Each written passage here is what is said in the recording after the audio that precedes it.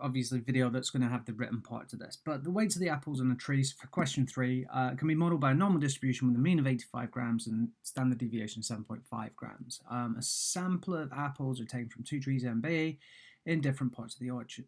Okay, so it's telling us that it's normally distributed, it's telling us that there's an assumption, and we're going to assume that both samples have a variance of that's the same. Okay, the owner of the orchard wants to know whether the mean weight of the apples from tree A is greater than the mean weight of the tree, so sets up the following test. So it gives us the null and the alternate hypothesis. Okay, and it does say find the value of the owner's find the p-value of the owner's test. So we're going to go straight into the use of the calculator. We're going to be in listen spreadsheets.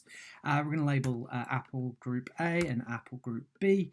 We're going to type in our data as quickly as we can. Sorry about the typing. 87, 88, 91, and 88.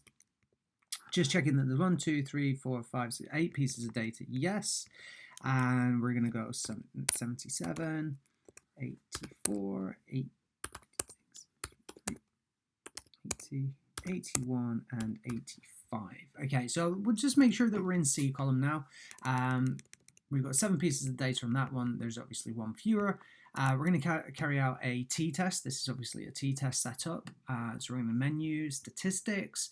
We're going to do a statistical test. And remember, this is a 2-sample t-test, and we've been given the data. So the data is the information we've just put in. Whereas list 1, well, we put it in column A, whereas list 2, that's in column B. There's a frequency of 1, and then it states what is the alternate hypothesis. The alternate hypothesis is over here, so we can put that in, that mu1 is greater than mu2, and pooled data. Okay, so remember at the beginning it said the standard deviation of 7.5. We have to assume that they are from the same sample. That's our null hypothesis. So the data is pooled, that the 2 samples have the same variance.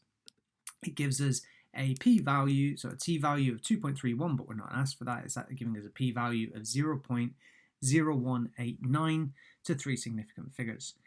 Just looking quickly at B, we'll show you the other video. The test is performed at the 5% significance level. State the conclusion to the test. Well, 0.0189 is less than 0.05, therefore reject 80. We're in that reject 80 point again.